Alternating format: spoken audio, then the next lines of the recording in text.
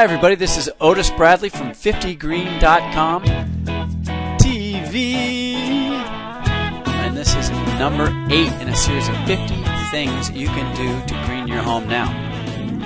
Okay, fluorescent light bulbs. If you haven't gotten on this bandwagon yet, I'm going to show you why and how to do it. Okay, the top reasons I haven't switched: I hate them. Number 2, I had them in grade school. They buzzed all the time. They bothered me. They make my skin look green. They're slow to turn on. And there's mercury in them. Okay, so why bother changing out your incandescent lights? Well, first of all, the fluorescent, the CFLs, the compact fluorescent bulbs, use 75% less energy. That's a huge amount. And now they cost the same. They used to be very expensive. Now you can get them for the same price. So they cost the same. They last 10 times as long, and they use 75% less. No brainer, right? Well, now the quality of light is better. 2012, you won't even be able to buy them. A lot of countries have already outlawed incandescent lights. Save yourself the ocean and the planet. We'll show you why. Okay, remember, lighting is our largest source of energy consumption besides heating and cooling. Okay, this is the bulb, the Edison bulb. Edison wasn't the only guy pursuing a patent for this thing. There were some 20-odd other people at the same time in the late 1880s, but he was the guy who was able to commercialize it. And this is how it works. A few fun facts about these bulbs. The average house has 45 bulbs. Edison patented his version of the bulb in 1878. Really hasn't changed a whole lot since then.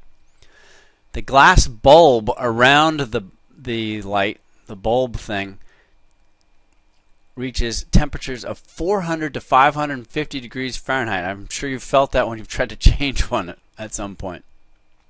And the filament, that little wiggly thing that's inside there, that reaches 3100 to 5400 degrees Fahrenheit. We already talked about the phase out between 2012 2014, but incandescent is actually a term for heat-driven light emissions.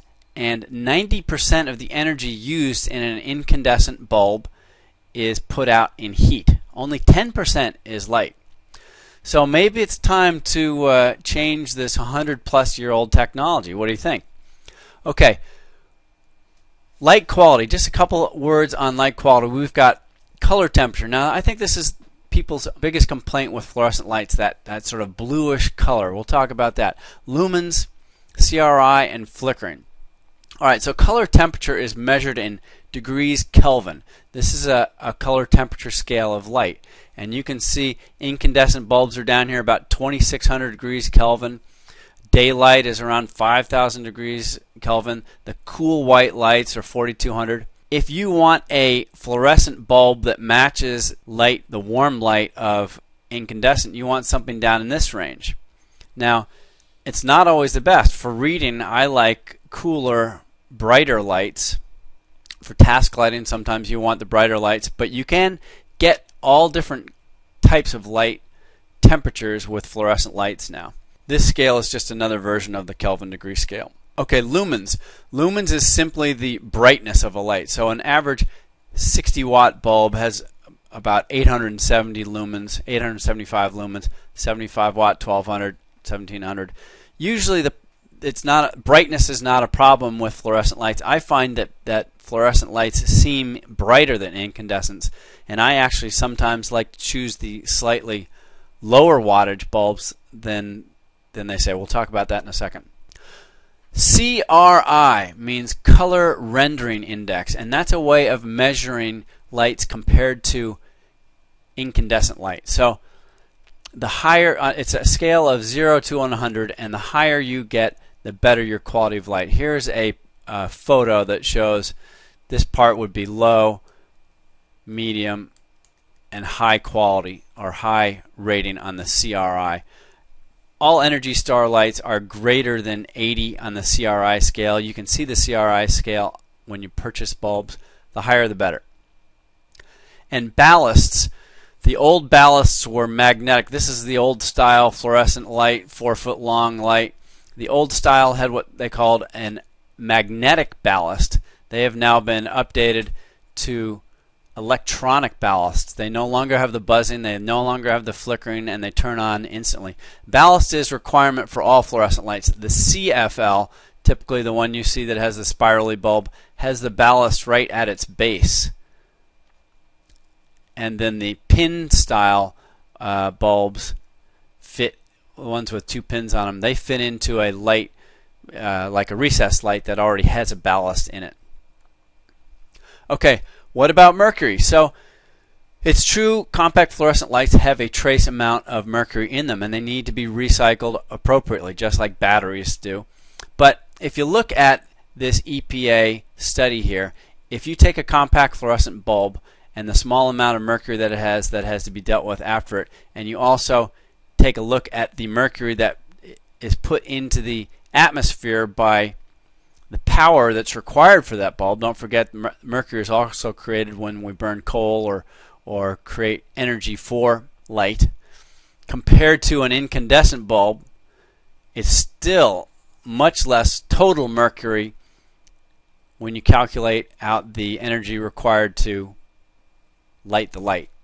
And fluorescent bulbs, they come in all different kinds of styles. These are the typical compact fluorescents. You can get compact fluorescents that look just like floodlights or just like incandescent lights. You can get circular ones. You can get tubey ones. You can get these old style ones.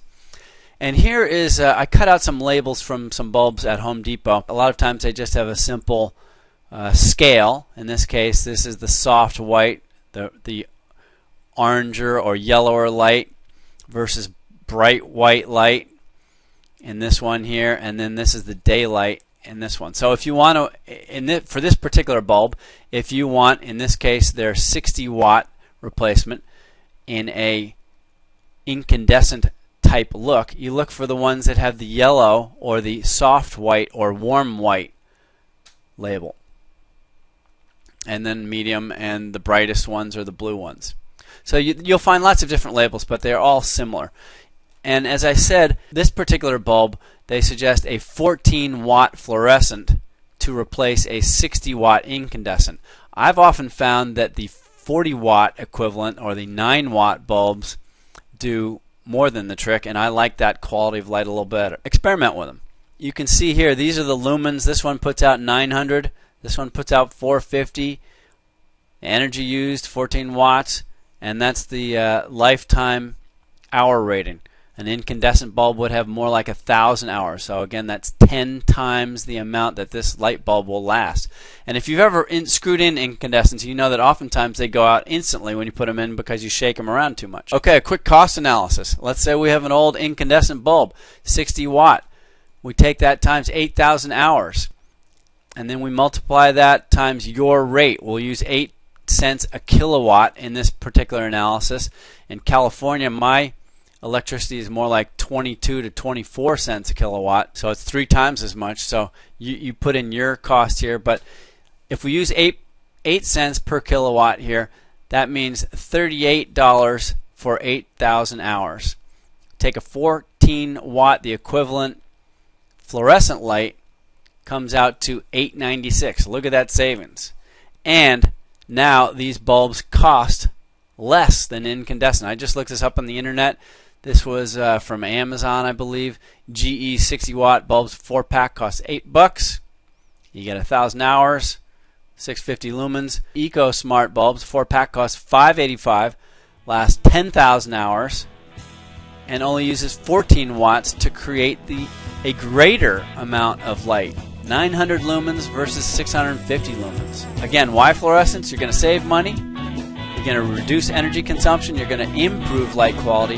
You're going to decrease our dependence on foreign oil. And, of course, you're going to save the earth, the ocean, and yourself. So that's number 8. This one's a slam dunk. Get out there. If you haven't done it already, change your light bulbs out. Otis Bradley signing off. Thank you very much.